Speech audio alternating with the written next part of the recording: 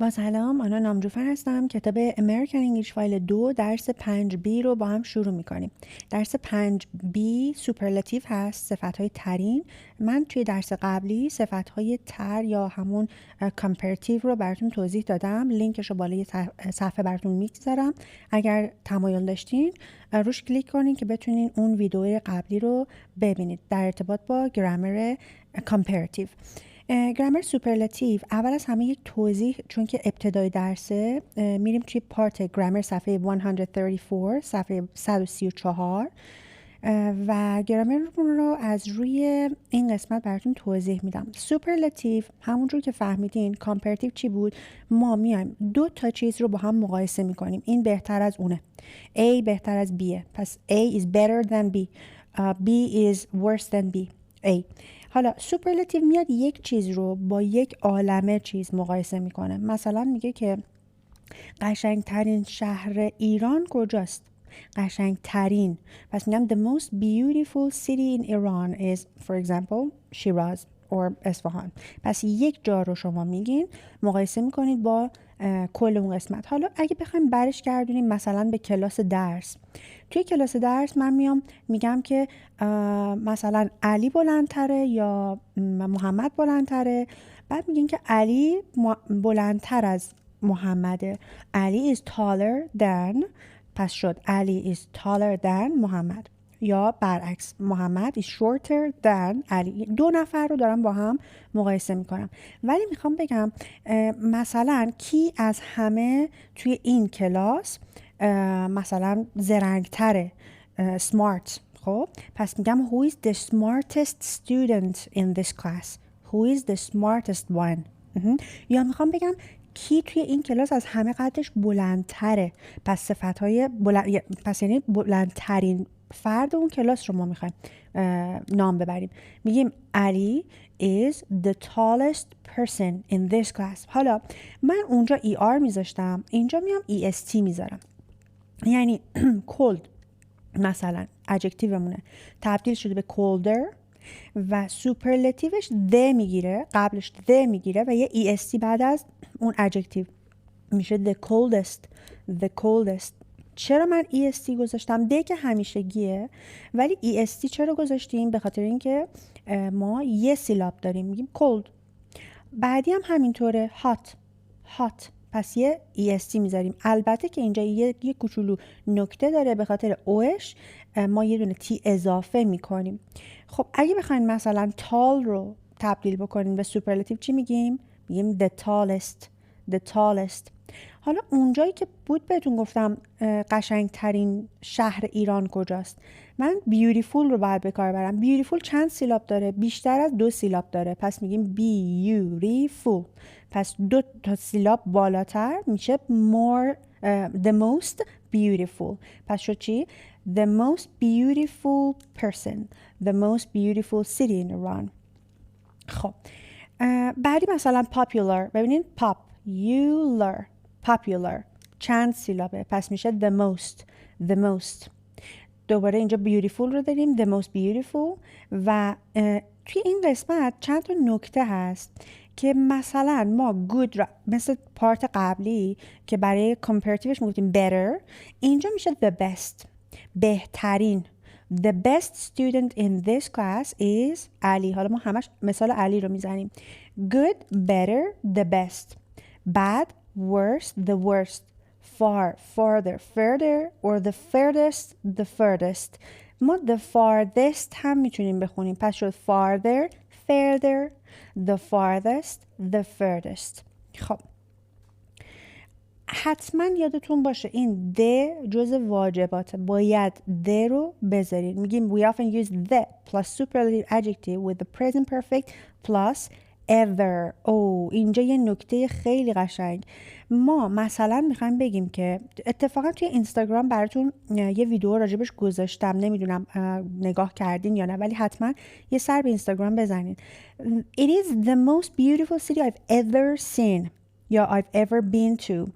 من میگم اینجا قشنگترین شهریه که من تا به حال اینجا بوده ام. خب این بوده ام دوباره یه گرامر دیگه است. یعنی ما اومدیم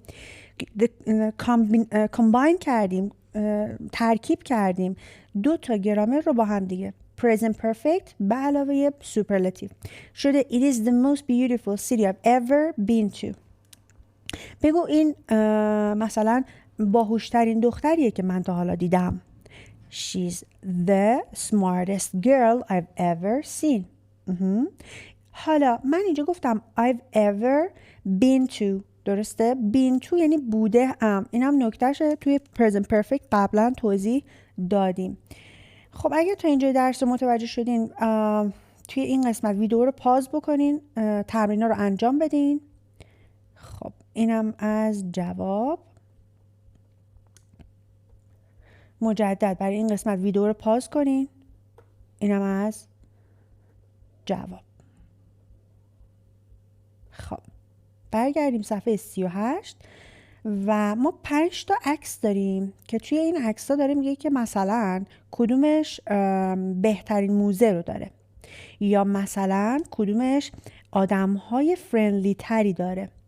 خب اگر اطلاعات عمومیتون اینجا جواب نمیده هیچ موردی نداره، مهم اینه که ما این گرامر رو یاد بگیریم. خب با هم دیگه بخونیم، معنی کنیم، ببینیم چه خبر اینجا. Travel survey gives its verdict on American cities. New York City is the dirtiest city in the US, says a survey by travel website Travel and Leisure, but it is the most stylish city and it has the best musical according to the survey. Traveler say that. داره میگه این مسافرها، traveler هم مسافرها هستن، دارن این نکته ها رو راجع به جاهایی که رفتن میگن، ببینن بهترین جایی که دیدن چی بوده یا استایلیش ترین شهری که دیدن چی بوده، کثیف ترین شهری که دیدن چی بوده توی US. in the US United States of America. خب number 1 has the best city. فکر میکنید جوابش چی باشه؟ از توی این عکس‌ها Washington. So Washington DC has the best museums. Number 2, New Orleans is the friendliest city. Friendliest یعنی آدم‌های خیلی friendly و دوستانه‌ای داره. Has the most aggressive drivers. بچه aggressive به معنای اینه که حالا میتونه هم برای آدم به کار بره هم برای حیوان به کار بره. میتونه آدم‌هایی که مثلا حالا خشونت به خرج میدن اینا بهشون میگن آدمای اگریسیو، و البته درایور یا راننده هایی که بد رانندگی میکنن، مثلا حالا تو حین رانندگی فحش میدن، تو حین رانندگی برخورد بد میکنن، به اونا هم میگن اگریسیو درایور. حالا اگر که حیوان باشه و زیاد پارس بکنه، گاز بگیره، حیوانی باشه که اهلی نباشه، به اون هم میگیم aggressive dog, aggressive cat. aggressive یک حیوان. پس has the most aggressive drivers Miami. Number 4 has the best architecture. Architecture اینجا معماری هستش. The best بهترین Chicago. Number 5 is the cleanest city. So Minneapolis, St. Paul is the cleanest city. اینم از این قسمت. میگم خیلی مهم نبود حالا دقیقا جواباتون رو درست داده باشین، فقط معنی این کلمات مهمه. Look at the bold superlative adjectives in the survey. How do you make the superlative of number 1, a one-syllable adjective, number 2, a two-syllable adjective that ends in Y, and number 3, a three-stylish adjective, and number 4 is good and bad. Okay. So, number 1, add est to the adjective. پس جوابش رو نگاه کنین. A one-syllable adjective, est میگیره. Number 2, a two-syllable adjective چیکار میکنه؟ Change the Y to I and add est. ما همیشه وقتی که Y داریم آخرش رو حذف میکنیم، حتی اگه 2 سیلاب باشه est اضافه میکنیم. Number 3, a three-syllable adjectives add the most before the adjective. ما گفتیم the most و the least. اینجا the least رو ننوشته، خودتون یادداشت کنین. The least هم میتونید بگین، یعنی کمترین. پس بیشترین، کمترین. Good and bad changes to the best and the worst. به همین راحتی. خب توی پارت پرونانسیشن الان به این قسمت گوش بدین، برای خودتون بلند تکرار بکنین. من پخش میکنم، گوش بدین لطفاً. Listen and repeat it with the audio. Underline the stressed syllable and the bold adjective, word and stress sentences. 2.44. 1. What's the most beautiful city you've ever been to? Okay, repeat it.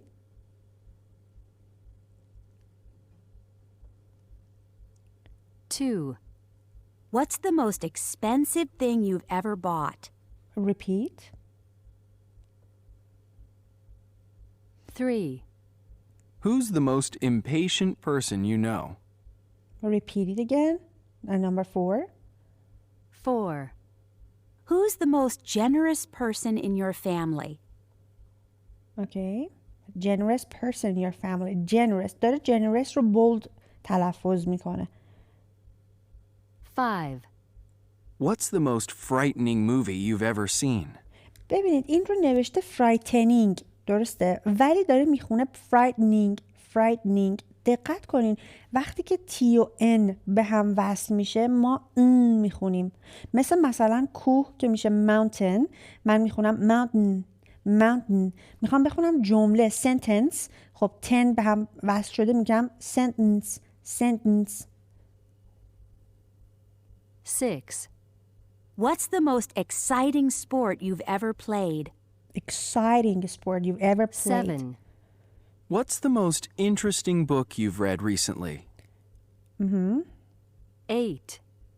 What's the most romantic restaurant you've ever been to? خب دقت کردین romantic ببینین حالت و حس اون کلمه رو باید با صداتون با تون صداتون در بیارید من نمیتونم بگم که رومانتیک باید قشنگ تلفظش romantic interesting برای مثلا یه چیزی که جذابه من تو فارسی میگم خیلی جذابه نه من میگم چقدر جذابه پس توی انگلیسی هم دقیقا این موضوع رو باید رعایت بکنیم بگین that's very attractive interesting حالا میخوام بگم چقدر هیجان انگیزه نمیگم چه هیجان انگیز میگم هیجان انگیز پس اینجا باید بگین exciting دیدین خودش هم همینجور تلفظ کرد what is the most exciting sport you've ever played خب بریم پارت بعدی یه listening داریم اینجا توی این listening گفته all big cities are unfriendly or are they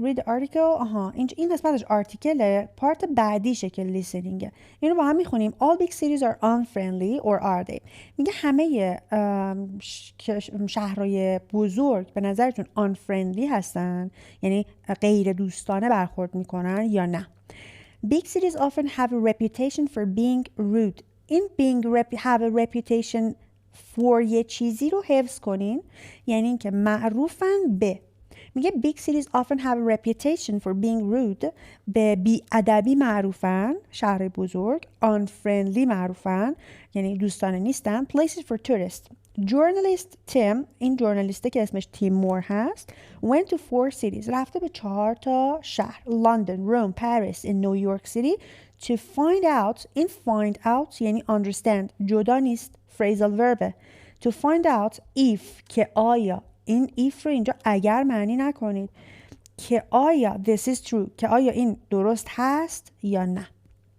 بذاریم من این قرمزش بکنم خب he went dressed as a foreign tourist and used 3 not very scientific tests to see which city had the friendliest and most polite inhabitant خب این داره اینجا میگه he went dressed وقتی فعل dressed رو ما ایدی بهش میدیم اینجا یعنی داره میگه لباس پوشیده به عنوان a foreign tourist یه توریست خارجی and used 3 tests و 3 تا تست رو انجام داده to see which city had the friendliest که ببینه که to see که ببینه که کدوم شهر friendly تر هستن کدومشون polite هستن یا با ادب هستن the 3 tests were خب حالا 3 تستمون چی هست من اول تیترهای هر کدومو میخونم the photo test the shopping test the accident test photo test تست عکس یا عکس برداری تست شاپینگ تست خرید تست accident test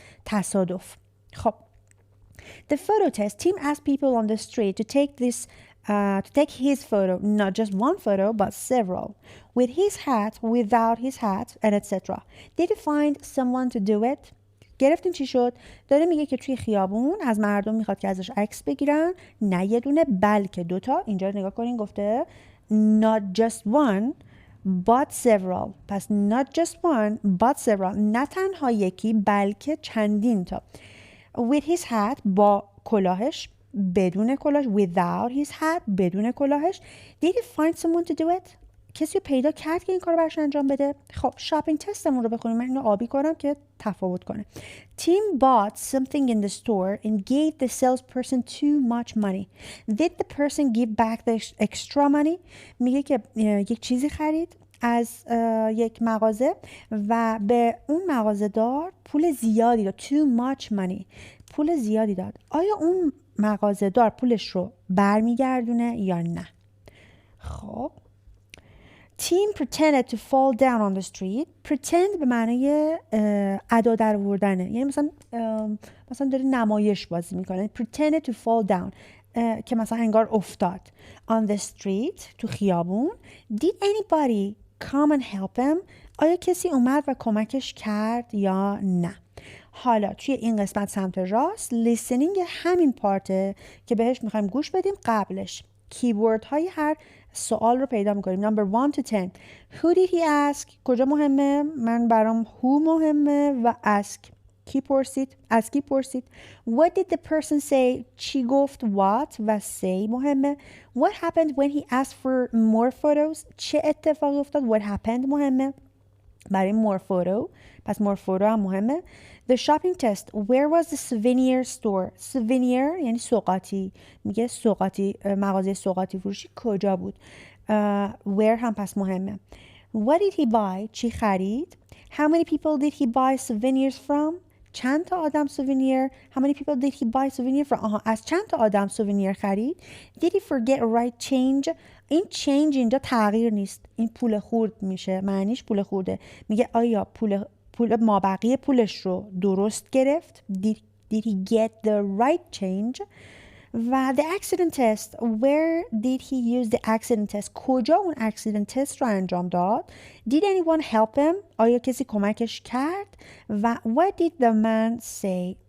آقای بهش چی گفت؟ بریم لیسنینگ رو گوش بدیم و جواب ها رو خودتون توی یک برگه یادداشت بکنین، بعد مقایسه بکنین با جوابی که من در آخر براتون میذارم.